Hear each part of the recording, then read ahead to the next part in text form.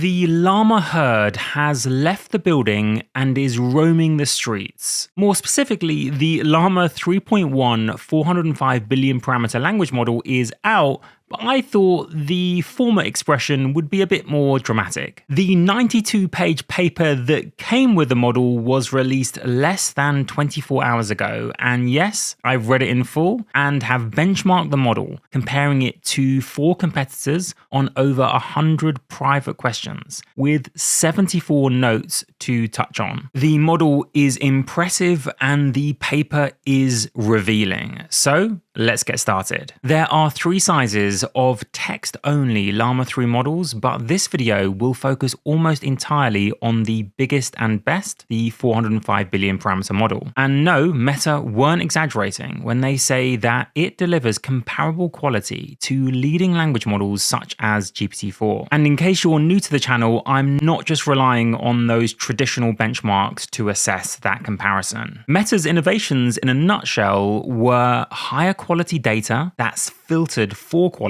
and simply more compute, bigger scale. Indeed, the sheer scale of compute, way more than 10 to the 25 floating point operations, was so big that at one point the EU classified that as presenting a systemic risk. So whether that scares you or hypes you, let's see the results of all of those flops. Here is just a quick snapshot of a comparison on traditional benchmarks between Llama 3.1 405b and GPT-4, GPT-4o, Claude 3.5 Sonnet. As I'll try to persuade you in a moment, I don't think these benchmarks quite capture the nuanced differences between the models, but it certainly shows you that this new quote open source model from Meta is on a par, if not better, than GPT-4. Of course, it doesn't yet have all the fancy speech in and speech out that GPT-4 Omni does, but technically we don't have access to that yet either for that model. I do think it's worth noting though, just for 10 seconds, that we have a downloadable model now that is as good or better than the GPT-4 that caused such waves early last year. At the time, people thought that day might take 2 years or even 5 years, but no, it's here.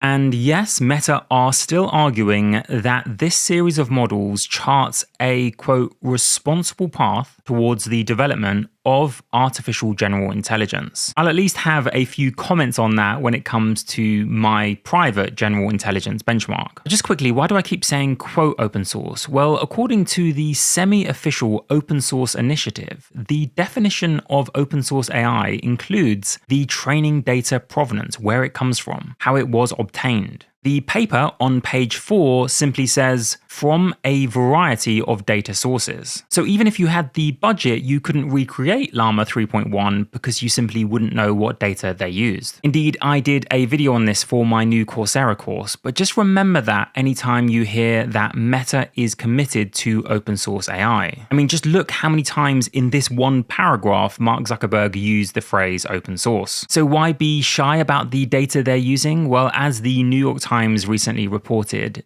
the data is getting harder and harder to find. Companies like Reddit and Twitter are charging for their data, and Meta may not have had permission for all of that data. And one theme you'll see throughout the paper is using language models to improve the performance of language models. Using Llama 2, for example, to filter the data used to train Llama 3. That's just one example. There are literally dozens, so you can bet that Llama 3.1 is being used to help train Llama 4. Before you predict though that this is setting off some form of intelligence explosion, remember that it was just yesterday that Zuckerberg admitted that the Llama models are hemorrhaging Meta money. It's hard to know in advance when something is good enough that you're going to have a product that billions of people use, and then when it's ready to kind of be a large business. And I mean, look, we're all spending a lot of capital and on basically training these models. So I think that people are going to be probably losing money for quite a while. But I don't know. Maybe that'll all happen quicker. It's hard to know exactly. And even OpenAI might be losing $5 billion this year alone. That's at least according to a report released by The Information while I was filming the video. But we do know that Llama 4 is coming, and probably before the end of the year. How do you define AGI, and do you get there first? No, it's a good question. We're basically already starting to work on Llama 4, and our goal is to completely close the gap with all the others on that. So I don't know. I mean, do we get to AGI first? I mean, I think that there will probably be some breakthroughs between now and then. It's hard to just predict in a straight line. Then you get to the more complicated question, which is like, what is it? I don't know that there's like one specific definition for this. Throughout the paper, they give away their recipe for doing what they did. Having read both the original Llama paper and the Llama 2 paper, this is quite different. It almost feels like they're much more confident giving away the secrets of large language models. They almost don't believe that there's much of a secret sauce, and they're not scared of China. And Claude 3.5 Sonnet aside, they've almost proven that with this model. And I must say that there was one part of the paper that I found especially sensational. They developed scaling laws not just for next token prediction loss, but for benchmark performance. Or to somewhat translate that, how long to run the GPUs to get the benchmark performance that they wanted. Given their flop budget, they predicted how the model would perform and got it right, only just slightly underestimating final performance. Or in their words, this approach enables us to predict downstream task performance, given a specific number of training flops for compute optimal models. They set themselves a compute budget and got the benchmark performance that they expected. It's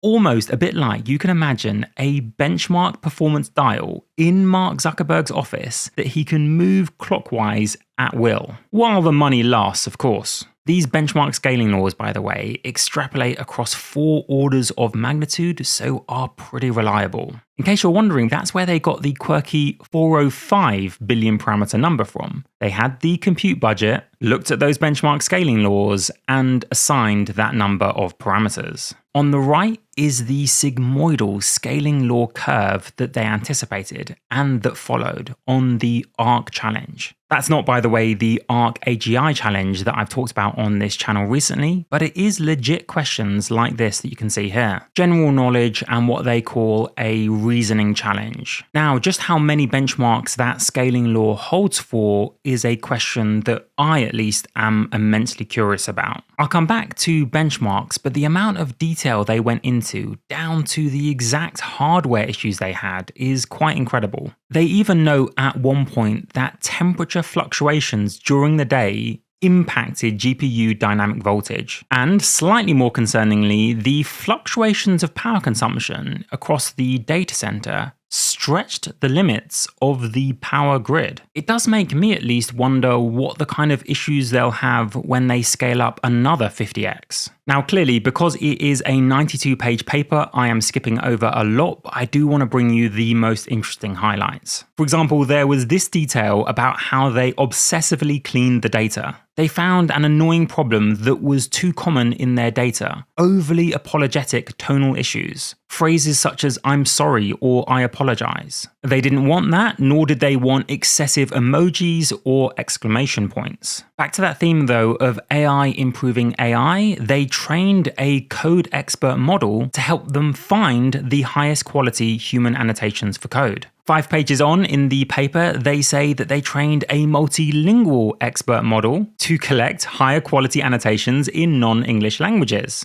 And it seems appropriate at this point to mention that Meta, for the first time, allow you to use this frontier model to generate synthetic data to improve and train your smaller model. They didn't allow that before, and nor did companies like OpenAI, to the best of my knowledge. So that flywheel of models improving models is now technically open to you. Now, you do have to be slightly sophisticated about it though. When they trained Llama 3 405b on its own generated data in programming, they found it wasn't helpful. Notice that is different from those last 2 examples. This is the same model training on its own generated data. But when they introduced execution feedback, which I've talked about quite a lot on this channel, it did enable the model to learn from its own mistakes. And anyone who has been following this channel knows that I talk often about verifier models, and Llama 3 indeed incorporated that approach during training. In coding, for example, only generations that passed syntax checking and unit tests were used for fine-tuning. But for maths and reasoning, the story is even more interesting.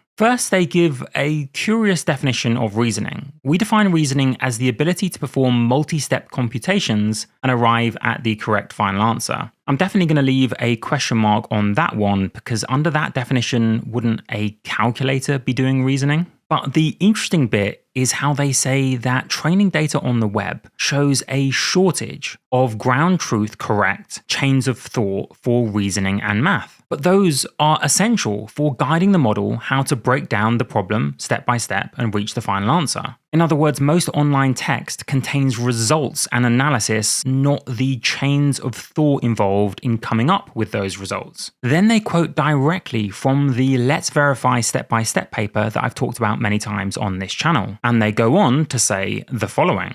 They identified mathematical skills where the model underperforms and actively source prompts from humans to teach the models such skills. And then they use the model Llama 3 to check the reasoning steps behind a step-by-step solution. In other words, training a model to recognize good steps in a reasoning chain. They could then filter the training data where those intermediate reasoning steps were incorrect. So not just the final results, the reasons used to get those final results. They wanted to eliminate invalid reasoning traces. And for the hardest prompts, they even used Monte Carlo tree search, a bit like AlphaGo, with those process-based reward models to generate valid reasoning traces. Translated, they searched as hard as they could to find the best reasoning steps to teach the model reasoning. And at this point, I can hold off no longer from talking about my own private benchmark, what I call Simple Bench, to test general intelligence reasoning. And there are a few things I love about this benchmark.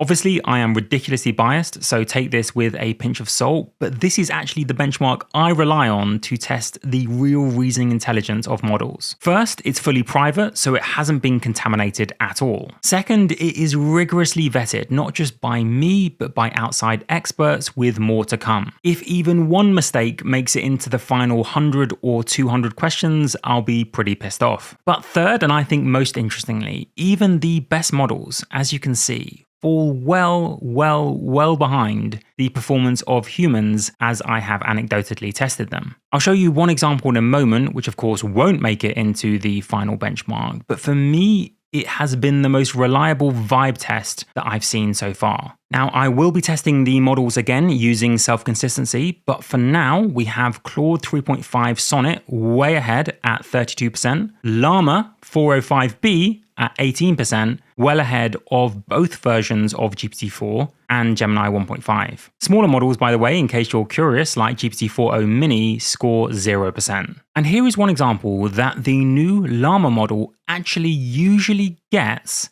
but GPT-4o basically never gets. It comes from the spatial intelligence section of the benchmark and involves placing 4 whole ice cubes into a fire, then some more ice cubes into the fire, and then the question ends with how many whole ice cubes can be found in the fire at the end of the 3rd minute. I even add in pick the most realistic answer. And no, the model doesn't pick 0, reflecting that none of the ice cubes will be whole or even still there after the 3rd minute. Most models, of course, go down a rabbit hole of calculations. Now, admittedly, this was one of the easier questions on the benchmark. And if you add things like think about this carefully, or this is a trick question, the models can sometimes get it. But I know the models well enough now that I can create genuine spatial, temporal, linguistic, or social questions that no amount of warnings allow the models to get right. And yes, that's still with humans scoring near perfectly. How so? Well, it's because, of course, the models are modeling language. They're language models. They're not reality simulators. They don't actually visualize things in their head or think about problems in the same way that we do. So how would a model like Llama 3 ever get a question like this right? Well, it's because I can leave, let's say, linguistic clues, crumbs, to allow them to infer the answer even if they can't simulate the situation. Testing, if you will, their ability to pick up faint signal amidst the noise. If I remove all signal, models score 0, with humans still scoring almost perfectly. But with just faint signals, I can separate the smart models from the less smart models. I'll be totally honest, I wish I could go through all the 100+ questions with you because they're pretty fun, but then of course it would leak into the training data inevitably and contaminate the test. Now I have made the benchmark functional so I can change the numbers, but still I want to avoid that if possible. Now I get it, many of you are thinking that was a very long way of saying that Llama 405b is good. Not quite as good as Claude 3.5 Sonnet, but better, I think, in text at least, than GPT-4o. Now you could say that part of this benchmark is somewhat adversarial, and Meta, on page 33, talk about how adversarial tests cause significantly worse performance than non-adversarial ones. What they mean by that is that in some of the benchmarks that they used, even a single distracting sentence at the end of a question caused significantly worse performance than simply asking the question. If the model was actually thinking about the question, that shouldn't happen. And the paper highlights this without actually suggesting a solution. For mathematical reasoning and question answering, however, the adversarial performances are substantially lower than the non-adversarial performances. This pattern is similar for pre-trained and post-trained models, full stop. So much to cover, so I'm going to move swiftly on to contamination. Through fascinating word matching, or n-gram checks, they found that contamination was rife in traditional benchmarks. And these contamination scores in this column actually underestimate the problem. They excluded benchmarks from this chart when the clean set had too few examples, or because the observed performance gain when they cleaned the dataset showed extremely erratic behavior. And they go on to describe the MMLU. Even when they allowed for a higher threshold of 8-word overlap between the training data and the test, it gave such high contamination scores that it was impossible to get a good performance gain estimate. So they couldn't even really estimate how much contamination was affecting the MMLU scores. It seems like private benchmarks, such as those from Scale AI and indeed mine, will be more common in the future. Here was the ranking, for example, in math by Scale AI, with Claude 3.5 Sonnet in #1 position. At a glance, human comparisons leading to leaderboards like those from LLMs seem to be a bit more problematic. Even though Sam Altman said that we now have GPT-4o Mini matching GPT-4o's performance, in my own experiments, and let me know what you think in the comments, it's not even close. Having Mini beating Claude 3.5 Sonnet just seems shocking to me. Now, LLMs have addressed that and said that they're going to release a random 20% subset of those battles, so I will look at that with interest. Back to the paper though, and here's another way that Llama 405b does seem to be better than its rivals. It has a long context of 128k tokens, or around 100,000 words. Now, other models of course have more than that, but that's not why it's better. It's when it's asked questions that rely on scouring through that long context that it performs better. Now, annoyingly, they didn't compare it to Gemini 1.5 Pro, but here it beats GPT-4, GPT-4o, and Claude 3.5 Sonnet significantly. What is this infinite bench Ing QA? Well, as you'd expect, I tracked down that paper and read it in full. And a typical question from that infinity bench was this. With details strewn throughout a story the length of a novel, they asked, what color dress did person A wear when A met B for the second time? So the model would obviously have to track when A met B for the first time, then the second time, and what color dress they were wearing. On that, Llama 3.1 crushes Claude 3.5. Also, when there are multiple needles in a haystack, a bit like if there's 4 passwords strewn throughout a long document. Can't do this quite as well as GPT-4 apparently, or even Llama 3 8 billion parameters randomly, but does far better than Claude 3.5 Sonnet. It does seem a bit random to me to not compare it to Gemini 1.5 Pro when that's its specialty, long context. But anyway, now I will give some more credit to Meta for this. They gave plenty of win-loss human comparisons with GPT-4 not only in the paper but also on the website of the Llama 3 release. And most of those comparisons were actually unfavorable. That's commendable honesty to include charts which make your model seem less good. In the middle, you can see Llama 3 losing out to GPT-4o most of the time. No, actually, it's all of these comparisons across English, reasoning, coding, etc. Now, again, as we've seen, human at-a-glance evaluation can't always be trusted though. Now though, for a word on safety, and they claim that the violation rate has dropped significantly for Llama 3 compared to its competitors. Now, normally a lower violation rate for safety would lead to an increased false refusal rate, when they refuse to answer simple innocent questions basically. But actually, it still has a pretty low false refusal rate. And they make this point that it is critical to consider false refusal as a countermetric, because a model that always refuses is maximally safe, cough cough Claude 3.5 Sonnet, but not always helpful. The reference I'm making there is that Claude very frequently, compared to other models, seems to refuse my innocent questions. Anyway, so false refusals are definitely a thing, and I'm glad Meta are aware of it. And again, commendable honesty, they admit that Llama 3 is on average more susceptible to prompt injection, compared at least to GPT-4 or Gemini Pro, but it's better apparently than mixed trial. But there's a wider point on safety that I do want to note. It was only around a year ago that Mark Zuckerberg was receiving a letter from 2 senators in America concerned about the leak of Llama 1, talking about its potential for spam, fraud, malware, privacy violations, and harassment. Now, clearly that letter went nowhere because they subsequently released not only Llama 2, but Llama 3 open weights and downloadable. And again, on the safety point, Leopold Aschenbrenner will be having a fit because he says there's no point keeping models closed because adversaries like China will simply steal the models anyway on a thumb drive. So when I see letters like this from a couple of days ago to Sam Altman, signed by around 6 senators asking him if he has indeed committed 20% of their compute budget to safety, I just have a slight suspicion that OpenAI might completely ignore this and completely get away with it. I also want to commend Meta for being much more rigorous in how they pre-check models before release. They got a set of volunteers and saw if there was any uplift in their ability to create or at least ideate about chemical and biological weapons. Basically, when they had access to Llama 3 versus having no access. Both groups did have the internet at least. And the analysis of these results showed no significant uplift in performance related to usage of Llama 3. And honestly, that doesn't surprise me too much given how much data filtering went on. Count me at least as being surprised if biological or chemical weapon data still made it into the final model. I would hope not, at least. To their credit, OpenAI did a similar study almost 6 months ago, which I talked about on my Patreon AI Insiders. Now, the vision, speech, and video parts of Llama 3.1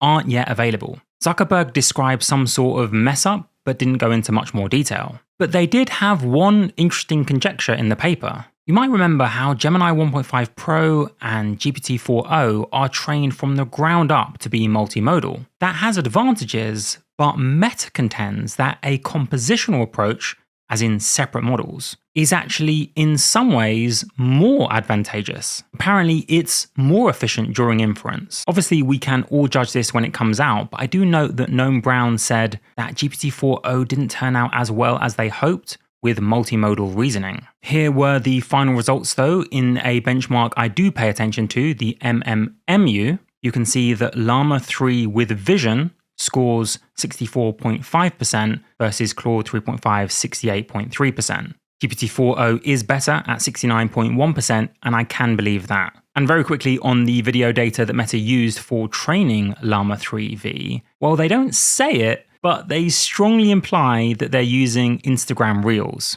Now, anyone who knows can correct me, but the duration and resolution of the videos does seem to hint at that. If that's true, well then, like Google, they can of course flex those muscles of the masses of data that they have that people like OpenAI wouldn't necessarily have. Yes, by the way, they are working on speech generation as well as speech understanding, so you should be able to talk eventually to Llama 3.1, just like we were promised with GPT-4o. They even claim that their speech recognition is better than Whisper v2 and for multilingual scenarios, Whisper v3. Now, admittedly, this experiment was using Whisper v3, but just look at the speed, in this case using Grok, that these smaller Llama 3 models can act at.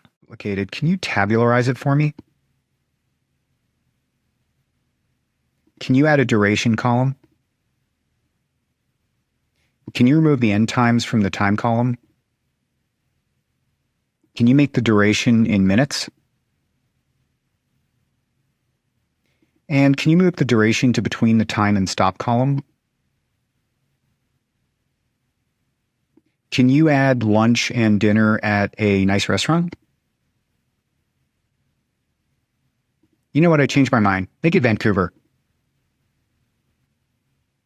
Of course, for time reasons, I've got to draw this video to an end, but there were countless more experiments with training models revealed throughout the paper. And speaking of tracking experiments, you may already know that AI labs, including OpenAI, have used Weights and Biases, this video's sponsor, to track frontier machine learning experiments, as well as visualize, iterate on, optimize, and share them. But you might not know that Weights and Biases now have Weave, a lightweight toolkit to confidently iterate on LLM applications, and that they produce free prompting and LLM agent courses on their website. And if you didn't know that, do let them know that you came from this video. The link is in the description. And so let's conclude with Meta's conclusion. They say, and I agree, that in many ways, the development of high-quality foundation models is still in its infancy. Our experience in developing Llama 3 suggests that substantial further improvements of these models are on the horizon. They go on to admit that they did explore more complex model architectures and training recipes, but did not find the benefits of such approaches to outweigh the additional complexity that they introduce into model development. Like you, I can't wait, of course, to compare Llama 3.1 with Gemini 2 and GPT-5. And they had the right plan to ensure that Llama 3 was not accidentally overfitted on commonly used benchmarks, and that their pre-training data was not only procured but processed by a separate team that was, they say, strongly incentivized to prevent contamination of that pre-training data. The model's performance on my simple bench does imply that their benchmark results aren't fluky. And they end with this: we hope that the release of Llama 3 encourages the industry to embrace the open, in quotes, responsible development of AGI. Let me know what you think in the comments, and as always, have a wonderful day.